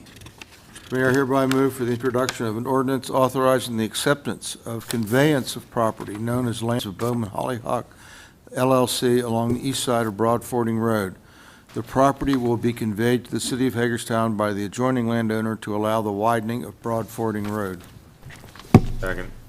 Motion made by Mr. Brubaker, seconded by Mr. Metzner. Any discussion? All those in favor of the motion, please say aye. Aye. Any opposed? Motion carries. Next up is the introduction of an ordinance accepting offer of conveyance of lands at 2003 Salem Avenue LLC. Mr. Mayor, I hereby move for introduction of an ordinance authorizing the acceptance of conveyance of property known as lands of 2003 Salem Avenue LLC along the east side of Broad Fording Road. The property will be conveyed to the city of Hagerstown by the adjoining landowner to allow the widening of Broad Fording Road. Second. Motion made by Mr. Brubaker, seconded by Mr. Metzner. Any discussion? Mr. Mayor, if I could just make a quick comment. This project reflects a long work in progress with a lot of blood, sweat, and tears by the council, by Rodney Tissue. It's a $1.8 million project funded with county money and private developer funds, not city funding. There may be a very, very small part of city funding with excise tax revenue, but the 1.8 coming from private developer funds and the county. The work will begin later this fall. It'll extend into the next calendar year, but it's a lot of good work by Rodney and a lot of other people. So I just wanted to acknowledge that. Thank you. Which is a significant shift from where we started with this project, where I believe the city was being placed on the hook for a good part of this. Right. Any other discussion? Motion on the floor. All those in favor of the motion, please say aye. Aye. Any opposed? Motion carries. Next up is the introduction of an ordinance to prohibit smoking in Hagerstown parks, not sidewalks, parks. Mayor, I hereby move for the introduction of an ordinance to amend sections 173-30 of the Code of the City of Hagerstown to prohibit smoking in the parks and playgrounds. Second. Motion made by Mr. Munson and seconded by Mr. Metzner. Any discussion? All those in favor of the motion, please say aye. Aye. Any opposed? Motion carries. Next on the agenda is the introduction of an ordinance for the acquisition of permanent drainage easement 626 and 638 Young Avenue. Mayor, I hereby move to introduce an ordinance to accept an offer of conveyance to the city of drainage easements from Rodney Turner and from Dean and Sharon Trovinger at 638 and 626 Young Avenue. These easements are being accepted so the city may correct an existing drainage problem at this location. Second. Motion made by Mr. Brubaker and seconded by Mr. Metzner. Any discussion? All those in favor of the motion, please say aye. Aye. Any opposed? Motion carries. Next up is the approval of a resolution approving an addendum to the Memorandum of Understanding with Washington County Board of Education for school resource officers within the city of Hagerstown. Did I skip? Missed one. Yeah, you missed the reborn learning trails. Oh, I did. My bad. This next item is the approval of an addendum to a memorandum of understanding with the United Way of Washington County for 3 Bourne learning trails and city parks. Mr. Mayor, hereby move for mayor and council approval of a resolution authorizing an addendum to the memorandum of understanding with the United Way of Washington County, extending the term of the Bourne Learning Trails program in Staley Park, Pangbourne Park, and Wheaton Park for an additional 4 years through July 27, 2017, or until the majority of the trails become unusable, whichever comes first. Second. Motion made by Mr. Metzner and seconded by Mr. Munson. Any discussion? All those in favor of the motion, please say aye. Aye. Aye. Any opposed? Motion carries. Now we have the approval of a resolution, the first amendment to the Memorandum of Understanding with the Washington County Board of Education for school resource officers within the city of Hagerstown. Mr. Mayor, I hereby move for mayor and council approval of a resolution authorizing an amendment to the city's Memorandum of Understanding with the Washington County Board of Education. This amendment changes only the terms and not the amount of the funding reimbursement to the city for the 5 school resource officers. Substantive changes allow for the flexibility to bill for overtime in the events of any full-time positions are not filled. The amount remains the same at $187,500. Second. Motion made by Mr. Munson and seconded by Mr. Metzner. Any discussion? Great program. That's all I have to say. All those in favor of the motion, please say aye. Aye. Aye. Any opposed? Motion carries. Next is item K, approval of a resolution authorizing a lease agreement between the city of Hagerstown and Nathan and Allison Buckman. Mr. Mayor, hereby move for Mayor and Council approval of a resolution authorizing the City of Hagerstown to enter into a commercial lease agreement with Nathan and Allison Buckman, owners of Potomac Beat Company at 53 West Washington Street. Second. Motion made by Mr. Alshire, seconded by Mr. Metzner. Any discussion? All those in favor of the motion, please say aye. Aye. Any opposed? Motion carries.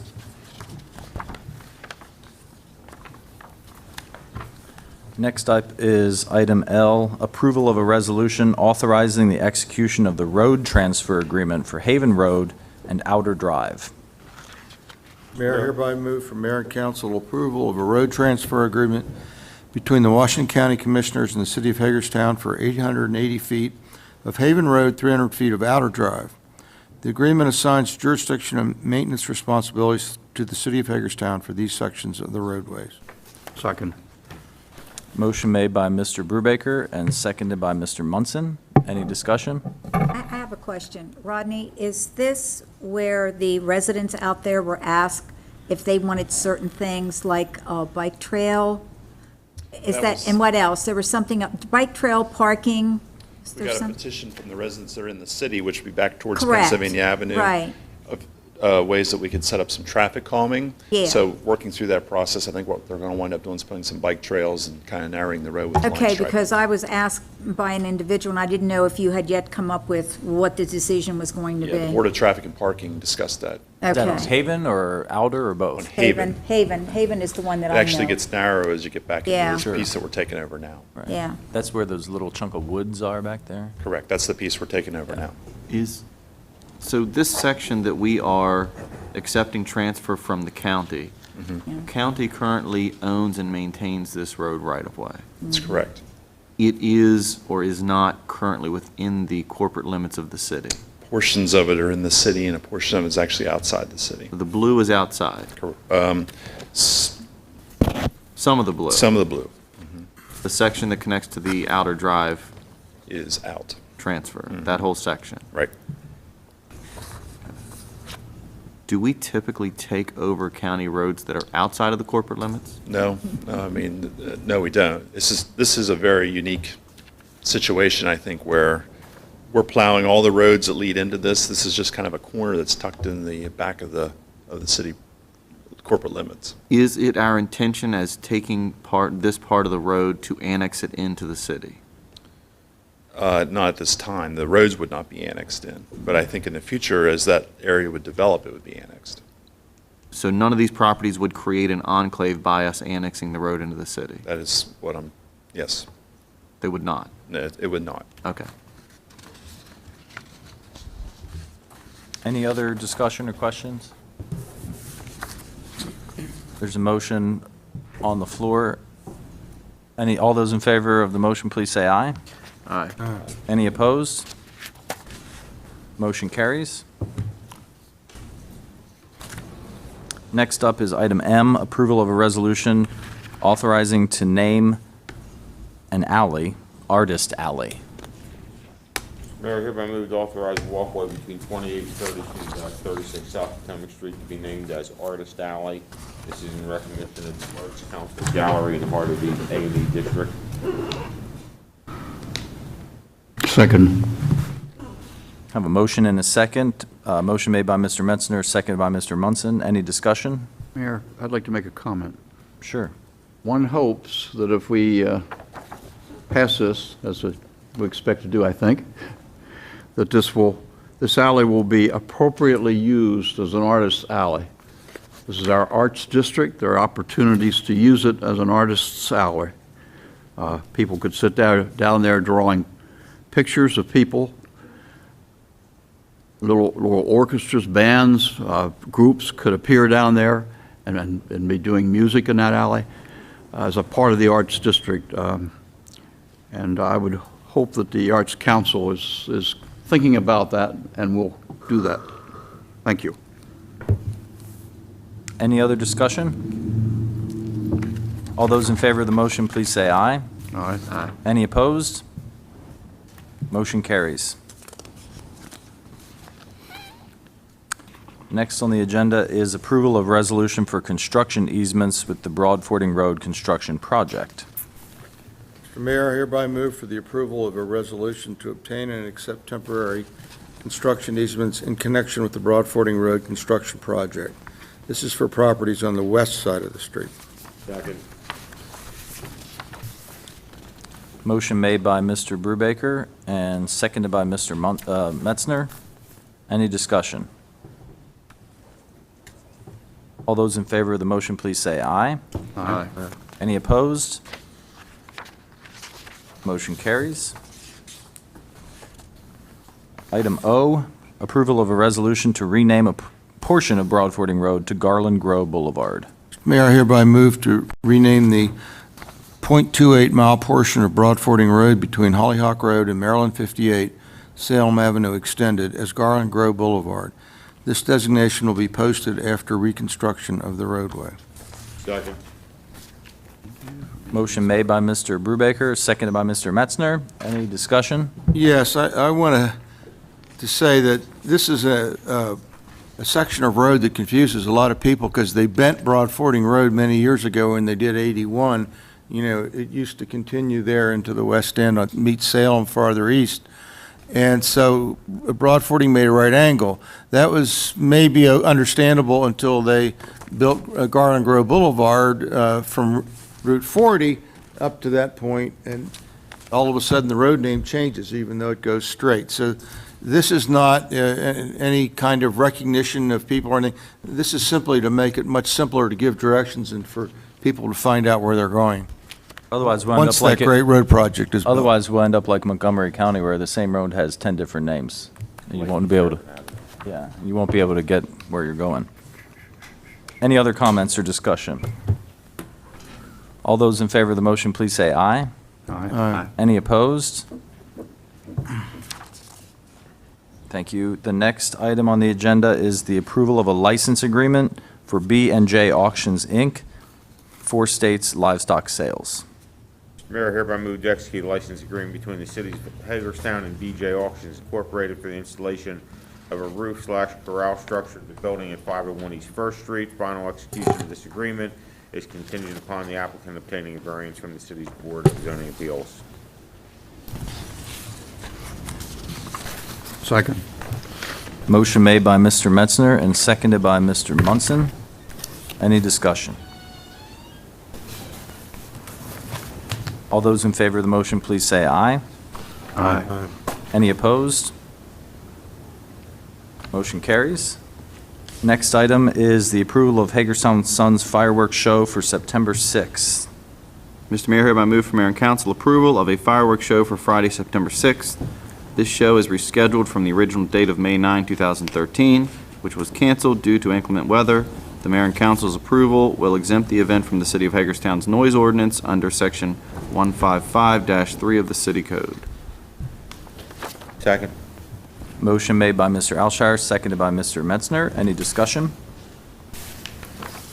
I just hope everyone shows up for the game. It's a playoff game. The Suns are in the running for their the championship in their division. So hope everyone shows up on September 6th. All those in favor of the motion, please say aye. Aye. Aye. Any opposed? Motion carries.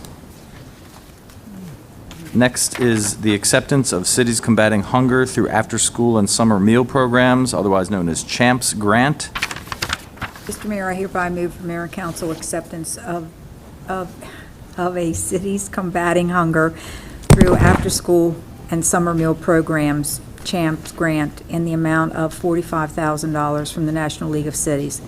The city is partnering with the Community Action Council and the Board of Education to provide after-school and summer meal programs for the community. There is no cash match required for this grant. Second. Motion made by Ms. Nye and seconded by Mr. Metzner. Any discussion? Mr. Mayor, if I'm correct, we are not a member of the National League of Cities. That is correct. Currently, And we are not. We are therefore doubly appreciative of the fact that we have gotten this grant. Absolutely. Any other discussion? All those in favor of the motion, please say aye. Aye. Aye. Any opposed? Motion carries. Passes. Item S, approval of city funding for an after-school program, Robert W. Johnson Community Center. Mr. Mayor, I hereby move for the mayor and council approval of city funding to support after-school programs conducted by the Robert W. Johnson Community Center. This program was originally funded from the CSAFE grant, but in recent years has been funded through the city's general fund. This program will run for the 2013-2014 school year with a total cost of $18,020 in city funding support. Second. Motion made by Mr. Munson and seconded by Mr. Metzner. Any discussion? Yeah, the only thing that I have to say is that I know that these monies that are put back for these certain groups, is done this year, but I would like to see next year the possibility of also looking at the police athletic club being thrown into this, because they should be having an after-school program. If we can kind of split the money somehow, because they're going to be struggling as well. When this gets to the issue that we heard from earlier about unsupervised children and, so we need to get them off the street. any money that we spend in that regard, I think, is money well spent. Yep. Any other discussion? Motion on the floor. All those in favor of the motion, please say aye. Aye. Any opposed? Motion carries. Thank you. Next up is the approval of city funding request for Children's Village. Mr. Mayor, I hereby move for mayor and council approval of city funding to support Children's Village of Washington County. Children's Village plays a vital role in improving the education and safety in the community and meets the intent of the Safe Speed for Students program. City funding supporting the amount of $2,000 will be from Safe Speed for Students program. Second. Motion made by Mr. Metzner and seconded by Mr. Alshire. Any discussion? All those in favor of the motion, please say aye. Aye. Any opposed? Motion carries. Thank you, Chief, for working on that. The next item, U, renewal of an agreement between the City of Hagerstown and the Department of Justice, U.S. Department of Justice. Mr. Mayor, hereby move for the mayor and council approval of a renewal agreement between the United States Department of Justice, Drug Enforcement Administration, DEA, and the Hagerstown City Police. The terms of the agreement are September 30, 2013 through September 29, 2014. This agreement renews HPD's commitment to provide 2 officers and 1 sergeant to the Hagerstown DEA office to work specifically on narcotics investigations in the Hagerstown and surrounding areas.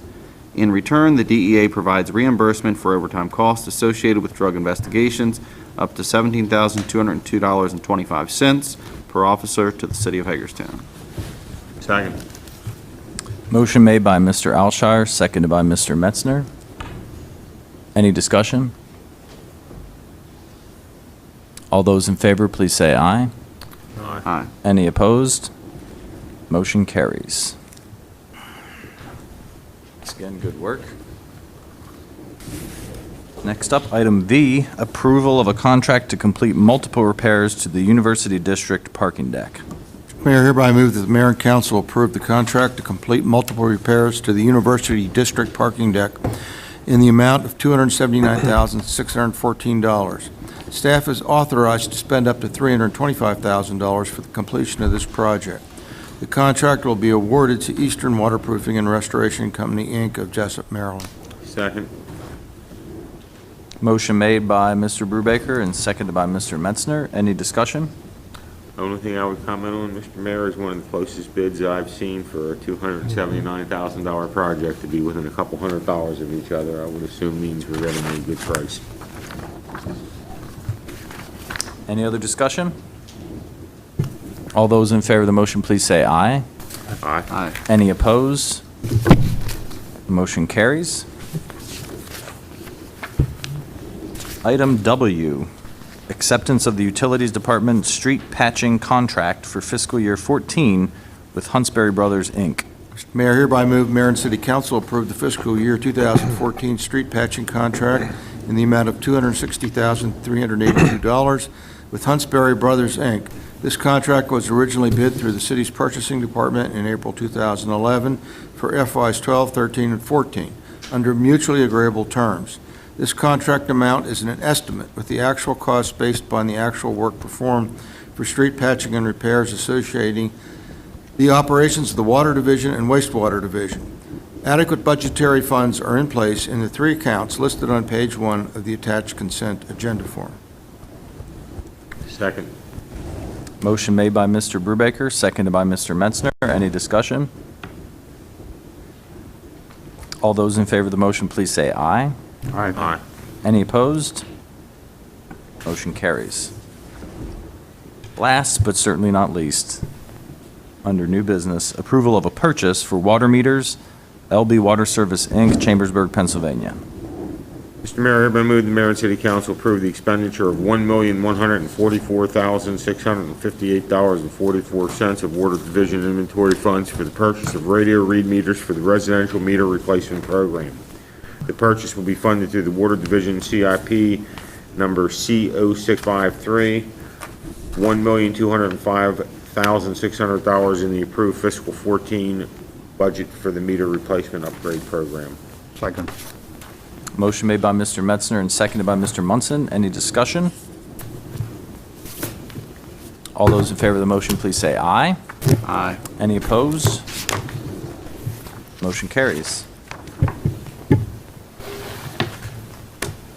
Mr. City Administrator. Just one comment tonight, which is Mayor and Council this evening approved 26 motions in addition to what was approved as part of the consent agenda.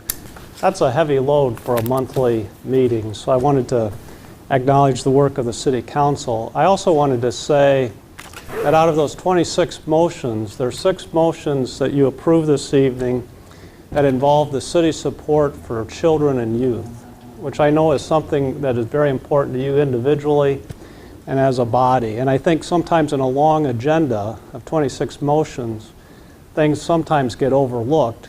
And in this case, I'm talking about the city's support for young people. We approved a motion that enables the Board of Ed to move forward with the West City Elementary School. Mayor and Council approved a motion that allows for the 3 Born Learning trails in city parks in partnership with the United Way. You approved an amendment to a memorandum of understanding with the Board of Ed that allows the city police department to place 5 officers as school resource officers in city schools. You approved the acceptance of a grant for after-school and summer meals for children in partnership with the CAC and the Board of Ed. You approved funding from the city for an after-school program for the Robert W. Johnson Community Center, and you approved city funding for Children's Village. So I just want to acknowledge that sometimes when we have these long agendas, the values and the work of the City Council can get buried in those agendas, and tonight, clearly you had a lot of motions that featured city support for children and youth. And that's it for me. Thank you. Move on to council comments. Is there a council member who would like to begin? I'll start on my left tonight. Ms. Nye, why don't you start? Why not? I had a long enough list to read. I would really like to look at that concept that Nancy Allen brought in. I know nothing about that. That would have been during you and Lou, you and Brubaker when she brought that in. Because I had asked about that ground when it came to the dog park, as to it being a much larger dog park and in that area. So I'd like to see if there is something that we may be able to do with it. And Kristen, I know you said it was a dump, but let's see, maybe we can work something out. And also, I just want you to know that the people who did come in here tonight off of Cannon and off of Jefferson were not in here to speak a negative of the police. They know how important it is to be able to have more police officers and to have that presence like we should have, and to be doing community policing. But the fairgrounds has become a problem, and it just cannot take a person that is on a vehicle going around checking to see certain areas that it's okay. It doesn't work that way, and we really have got to look at the needs that are over there. I did talk to Chief Holtzman when I met with both groups, and cameras are much needed, and he is seeing about that. So hopefully we can get something set up. It's very important because there's a lot of activity that's on the streets. That's it. Thank you, Ms. Nye. Mr. Munson. Mrs. Nye makes a very good point. I think this council is going to have to start seriously, sitting down, seriously talking about our financial commitment to more cameras so that we can be more aware of what's going on in the neighborhoods throughout the city. But I would like to make a couple of other comments, Mr. Mayor. First, today I represented the mayor and the city council at presenting a city commemoration to Shanna Ringer down at the women's clothing store called The Boutique. She has been in business for 10 years today, and I went down there today. It's in a shopping center off of Eastern Boulevard, and quite frankly, she was doing a very nice business, and a lot of happy people in there today. And I suggested if business is that good, maybe she needs a branch downtown. And she informed me in no uncertain terms that when she left downtown a couple of years ago, it broke her heart. So we need to work hard enough to bring her back, Mayor. Another thing I would like to point out is the success of our municipal band this summer. I attended all the concerts, and every concert was wonderful. And the last one was last Sunday night. It was a jazz concert. It was full of various kinds of music, led by a man by the name of Joel Guyton. And he led a whole bunch of talented musicians. And indeed, they will be playing at the library opening on October the 6th, I think it is, 5th or 6th. And people will be able to hear their talents then as well. It was a great season, and our seats, the ones that we appropriated the money for recently, the metal seats, were very well accepted. I got thank yous from all over about the seats for a long time, all season, so it was great. I'd like to commend each and everybody who participated in the August Oktoberfest, spent a good part of 2 days there, and it was incredible. Over 4,000 people showed up, and quite frankly, it's getting so large that we're going to have to find a different site one of these days for it, and it was super. They had this personal connection with the weatherman this year. That helped. I'd like to also thank Bruce for his comments a few moments ago. Sometimes it is a little difficult to see the trees for the forest, or vice versa, and you made sure that we could see the trees this evening, and it was a long list of trees you talked about. And finally, I would like to thank all the people who have worked so hard to bring some success recently to downtown Hagerstown and to Hagerstown. Many of you read in the paper today that the former ice cream plant is going to be reopened as a plant in Hagerstown. And folks, that wasn't an accident. This city and a lot of people worked very, very, very, very, very hard to make that happen. We've been talking about that for a long time, and we can be grateful that the staff in this city was willing to spend so much time and effort, as well as everybody else that did. But if you look around, it's not only that. You look at the 22 grand openings that we've been invited to since this council came together, was sworn in. You look at the new restaurant on North Potomac. You look at the new restaurant on South Potomac. things are happening in downtown Hagerstown. The library is going to open in a few days. There are going to be an extra 6,500 people in downtown Hagerstown on a weekly basis as a result of the library opening. And none of that was an accident, not one bit of it. It all came about because of the hard work of this council, city staff, and many other people who made it happen. And we're going to continue doing that. And I'd just like to, and I've done this before, but I want to do it one more time, just say thanks to the city staff who put so much time and effort into this, and quite frankly, could go almost any place else and get a job paying a lot more money. But they do it because their heart and soul is in the city. Thank you, and I'm sorry I took so long, Mary. It's quite all right. Thank you. Mr. Metzner. I concur with Councilmember Munson just said, and I think he said it eloquently. All right. Mr. Brubaker.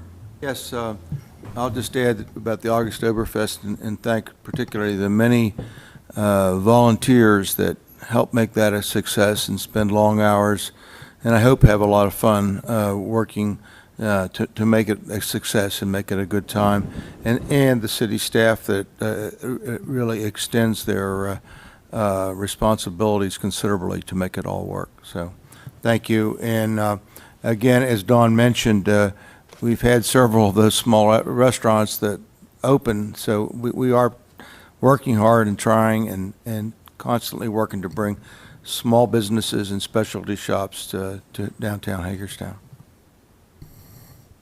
Mr. Alshire. A couple of things. The first is I did have an opportunity to attend the August-Oberfest as well. It was certainly well attended. I thought there were a good many more sort of kid-related activities brought into the mix this year, and I think that played okay with the activities present. We did have to leave for a bit to go around the corner to eat at the Mexican restaurant. We can only take so much German food in one day. So, the second is I know it was mentioned last week, and we saw the results of the winners of the I guess the first annual Hagerstown Greens. I wasn't on the list of the results of winners, by the way, but it was a good outing. There were 30-some golfers, and it was very affordable. Took up about half a day. The guys and ladies at the course tried to mix it up a little to make it a bit more challenging, and I thought it was a good turnout. I've played it twice since then, and folks continue to remark that the greens are in good condition and the play is going well. Just a little clarification on the city dump comment. What I said specifically was I believe that's the property that folks commonly refer to as the city dump. I'm not calling it a dump. I'm saying that that's what I believe folks used to call it well before my time. And having been on the county's now defunct Solid Waste Advisory Committee, I was told they never call it a dump. It's a sanitary landfill. Yeah. Now they might be that. Back then, I don't think they were that. Back then it was just Called an energy source. Yeah. The next item is a little bit of homework we were requested to do. We've had 2 lobbying coalition meetings. There's a third one coming up, I believe, tomorrow afternoon. And they sort of gave out a list of things that we were supposed to go back to sort of our respective bodies and groups and mull over. I know we haven't had the chance to do that, and I think we have a good understanding of sort of what those bigger items are as we go back and meet with our respective partners on that coalition tomorrow. I do plan to attend, so there's no confusion. If there is going to be a majority of us, though, I think we need to make proper notification. But things like the Maryland Theater and Yale Drive and Stadium, Professional Court Bridge, and other things like that are obviously at the top of the coalition's list. The next item is... Before you leave that, is anyone else planning to attend that meeting tomorrow? The lobbying coalition meeting? Don is planning to go. I'll be, I have meetings in Annapolis and Okay. one back here. I cannot go. Okay. I've already told them that. Okay, so we don't have to worry. And Dawn, you're going, right? Yeah, but we don't have to worry about We don't have a quorum. Okay. Just wanted to make sure. Yeah, Continue, please, Mr. Alshire. The next item is we received some information on the police officer residency program type of initiative to incorporate the residency of police officers in our sort of urban core. I know we've gotten information from various parties as well as staff on that. I'd like to have a conversation about that at some point if folks are interested. The next is, obviously, I'm sure other folks have been contacted regarding the interaction of the various parties at the ice rink. I'm not certain where that stands, but at some point I'd like an update on sort of, where we're at with that and what resolution is being reached. I do know at this point it's slated to be on for a work session on the 17th of September, but I'm presuming we can get an update from staff prior to that. And the last item is obviously the popular issue that I think a lot of folks, have read more than their fill of. And I don't know how to say this without offending some of my fellow members. But I think after several weeks of sort of having this in front of me, I don't see any other course at this point. Clearly, this isn't huge interest in putting this out there publicly, otherwise I'd have done it before the Herald left. But the first thing I'll say is, I watched former Delegate Weldon speak at a chamber event once, and he said, down at the state of Annapolis, or the State House in Annapolis, that 2,000 bills are brought in for consideration. Of that 2,000 bills, in any given year, about 700 are brought forth for serious consideration. Out of that, about 90% are approved by unanimous to near unanimous vote of the respective bodies. It's the 10% that everybody talks about that often get decided out of that venue of that typical discourse. I would hope that approach does not occur here at such a local level, and I think that's important. But and I think Bruce pointed out pretty clearly tonight, I find it a bit amusing at times when folks say, you've done nothing, and we sat here and approved 32 different items this evening. But, going back through the records, one of the first things I received was this son's confidential information. I think I got that in a public session the first time Bruce Quinn came to meet with us, so I think that's telling in of itself. And as I stated last week, what we were asked to do in taking office was take this information and make a decision, come to a conclusion, and move forward with that. So, any notion out there that folks have of this council member not taking action just simply aren't true. I did exactly what I was tasked to do, which was read all of the information we're provided and take a position on that information to move forward with. Whether it's the same position as others or not, I don't think is as important as reading the information and taking a position based on that information.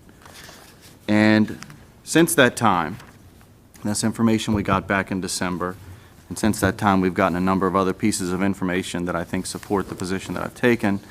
Back in May, before we got the Ripken update report, I sent out this, what I would call sort of a goals initiatives, the 5 top initiatives that I felt, if nothing more than to have this conversation about what I had hoped for this body to accomplish in our term of office. And party to that, back in May, I also sent out about 17 different items to consider for an approach to find compromise within our ability to afford those initiatives. I think it's important to sort of lay those things out in plans and documents in an effort to develop a path forward. Since that time in mid-May when we got the second Ripken report, I sent an email on June 7th, June 18th, July 1st, July 2nd, July 9th, July 18th, July 26th, and July 30th, asking for the son's issue to be placed on this body's agenda. I made that same comment in public session on June 4th, 11th, 18th, July 23rd, August 6th, and August 13th, before we finally had a discussion among this public body in this public session last week. 2 things happened during that time. two things that I find frustrating and that I need to air, because I think they speak to the issue of how this body will conduct itself on major issues. The first is I asked about a letter that was developed by our Hagerstown, Washington County Economic Development Commission and provided to the Sun's ownership on July 20, I guess it was the 26th. And I asked if other folks had attended or been party to that drafting, because I clearly challenged the EDC on that issue of submitting that letter without any city input, and felt a bit foolish, frankly, at that meeting and confronting that issue when there was city input. In fact, the mayor and councilmember Munson attended a meeting of the EDC July 15th to have extensive discussion on the drafting of that letter. And that's fine if folks do that, but I think that we need to have some degree of honesty with one another when we're asked those questions and when we have those types of discussions.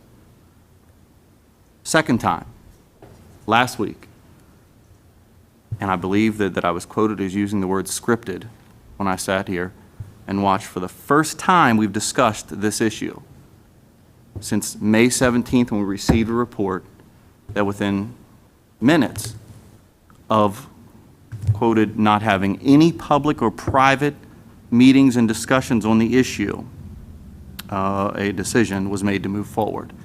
And I'm not opposed to that decision because that's the will of this body. What I am opposed to is this. At 2:30 on Tuesday, 2 hours before our meeting and 4 hours before we ever set foot in here to discuss this issue, the Board of County Commissioners received a communication that the issue was decided and that we were moving forward with the downtown location. Now, I'm not sure how we don't have a conversation about it in public or private for nearly 8 weeks, 10 weeks, make a decision in that specified time frame, the first time we do actually sit down and have a conversation about it, and other public bodies know about it before we ever even have that conversation, unless that conversation had already been held. I'm not certain how employees knew to contact other employees to come to the meeting and show support for that, unless that conversation and those types of conversations had already occurred.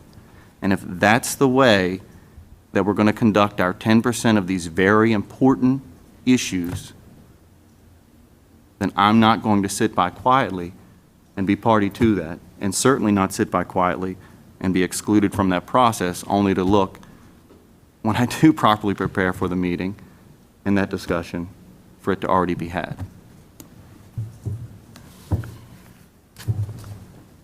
Are you suggesting that there was some kind of impropriety or some kind of illegal action taken by any member of this council? No. I'm suggesting it was a flat-out absence of information. Well, a lie in the first case and a complete absence of discussion of proper procedure for this body to discuss it as a body, just like we did with MELP and we've done with just about every other issue on this table. I don't operate in a manner whereby I am to make a decision on that split second, and a prime example is one of our executive session discussions this evening where we were basically tasked with making a decision, a significant decision, within a 2-minute spiel of having zero information. I just don't operate that way. And I don't operate in the manner in which those two occurrences have clearly been conducted. Well, I understand you have objections often to items being discussed in executive session, and maybe that's because you don't believe in negotiating in public, which is a difference of opinion that people are entitled to have. But I do want to offer some clarity, because this issue has been an albatross around our neck. You brought up 2 issues. Let me address those 2 issues. The letter from the EDC, as far as I'm concerned, is meaningless. it doesn't mean anything unless it's followed up with private funding support. This is a point you bring up often and well, Mr. Alshire. The idea or notion that this council hasn't done anything with this issue 9 months and 1 day after taking office is truly outrageous. We have read, as I know Mr. Alshire has, thousands of documents. We've met with many people. We've met in private. We've met in public. I don't think it's unreasonable for members of council or the mayor to have discussions with folks in private, whether those are citizens or business people or whomever. That's the prerogative of council members. I also think it's the prerogative of council members to have discussions with other council members. I don't believe, you brought the second issue up about being scripted. You know, part of my job is to set the agenda and try to get the business of this city done. One of the things that I have tried to do is try to include everybody in this process. Mr. Wills, in the citizen comments, brought up my objection to the process. So yes, I had questions last year about the process being used to promote this project. I had a ton of questions, and I'm sure staff could attest that I have asked those questions, and I have obtained as much information about this issue as humanly possible. And I believe that my fellow council members have done the same if they hadn't spent the last 2 years already studying this issue. So that's the first point, that, you know, I think everybody has taken this 9 months and 1 day to consider all the facts, all the opinions of everybody involved. The second point I want to make is that we're shooting at a moving target here, folks. I know Ms. Allen mentioned shame on us for not keeping the Suns. Well, guess what? The Suns don't want to be here. That's the cold, stark reality of the situation. And I like dealing in reality because I think that's how you end up solving a problem. So let me just share with the public and everybody, because I know I haven't had a chance to catch up with everybody personally, but we had a conference call yesterday with Bruce Quinn. And let me say this too. Personally, my decision-making about this issue has nothing to do with what any other community is doing with the Hagerstown Suns or building a stadium. To me, that is unimportant. This council has clearly signaled that it wants to move forward with a major downtown revitalization project in the form of a stadium. I have had questions about that process. I still think that there are many outstanding questions, one of which is how we engage the community. I've always said this should be a project that unites us, not a project that divides us. And so no, we don't have a bunch of people in the private sector who don't live in the city of Hagerstown negotiating or working a deal on our behalf. We've had council members, myself, staff members throughout this 9 months doing that. The next point, the stadium will not be a reality unless there is private funding. Again, this is a point that many of us have made before. The city has committed its funding, the county has committed its funding. There is no guarantee from the state. However, they have made it very clear that unless there is a third of this project privately funded, then the state's contribution will likely not happen. So in our phone conversation with Mr. Quinn yesterday, present were Mr. Munson, Mr. Brubaker, Rodney Tissue, our city engineer, Bruce Zimmerman, our city administrator, John Lestitian, our community and economic development director, myself, and an intern that Mr. Munson has working with him. In that conversation, it was a very productive conversation, but the bottom line is we want Mr. Quinn to present us with his best proposal by September 30th. If he can find private investors to bring to the table in Fredericksburg, we would expect that he could do the same thing here in Hagerstown. When asked by me if he has found the private community, the local private sector, to be one that will engage in some kind of partnership to invest in this kind of project, the clear answer was no. He has not found that kind of private partnership locally. So that is the challenge for all of those people who say the city is not doing anything. I throw this shot across the bow that I challenge the private sector to find the way to fund the gap. The city has stepped up, the county has stepped up. I'm confident the state will step up. We have asked Mr. Quinn to bring us his best proposal by September 30th, or we will explore other alternatives. I still think that we have a majority of this council and myself that are committed to moving major projects forward. This council has been focused on action and getting things done. I don't want this to be on our agenda next year at this time. I want resolution to this question as much as anybody sitting up here. I don't like the fact that we have at least one council member who feels like we're somehow hiding things, or this lack of information is because there's some kind of scheme going on to pull a fast one on the citizens of Hagerstown. The reason it hasn't been on the agenda is because there's nothing to report. We have an ownership that doesn't want to be here. So what we need to find is a team that wants to be here. And if that's the Hagerstown Suns, because the deal falls through in Fredericksburg, fine. If it happens to be another team, unaffiliated, fine. Because ultimately, a stadium is not about baseball. It is about a project of a scale and size that is a game changer for the downtown community and the community at large. So when we look at it from the 30,000-foot view, how we can get feet on the street, it's not just about baseball. It's about bringing people together for a common purpose. So I just want to be clear. You know, we had a good discussion with Mr. Quinn yesterday. I don't know what happened in Fredericksburg tonight at their meeting. Frankly, I don't care. I care about Hagerstown.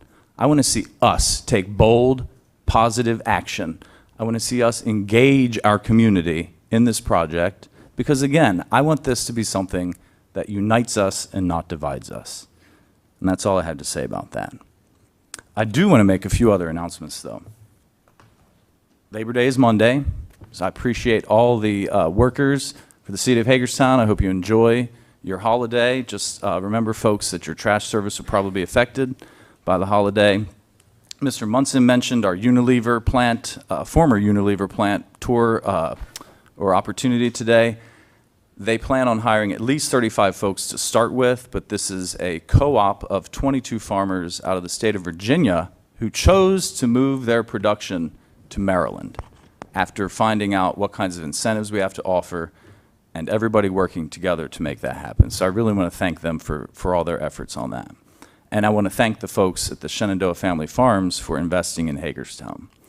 August-Overfest, I am told, broke records in terms of attendance, and I want to thank the staff and volunteer committee members who were instrumental in making that a success. We have 2 more ribbon cuttings scheduled for the remainder of this week. Let me start with Greens and Grains on Thursday, the 29th at 4:30, the owner of which I believe is in our audience here, so we're excited to have him here right on the square in downtown Hagerstown. The other grand opening will be on Friday, the Creation Station. This is at 28 South Potomac Street, above the restaurant in Suite 301. The Creation Station, a local teacher who also will be teaching art and foreign language. So that'll be 4:30 on Friday the 30th. Let's see, I think that is it. Oh, yes, and I think I forgot the, let me see if I have that paperwork. Thought I put it in my folder. Wednesday the 20th, tomorrow, the 28th, is the 50th anniversary of the March on Washington, the March for Jobs and Equality. And there is an excellent movement and excitement occurring around this event. There will be a local group of churches who will ring bells, and we encourage everyone to stop at 3 o'clock in the afternoon tomorrow and observe the official 50th anniversary of that momentous occasion. Once again, I think Mr. Brubaker pointed it out in his invocation, you know, that we tend to focus on all the problems and all the negatives, and we certainly heard a lot of that here tonight. But we certainly have a lot to be thankful for and a lot of blessings to count here in the city of Hagerstown. So with that, we will adjourn. Thank you.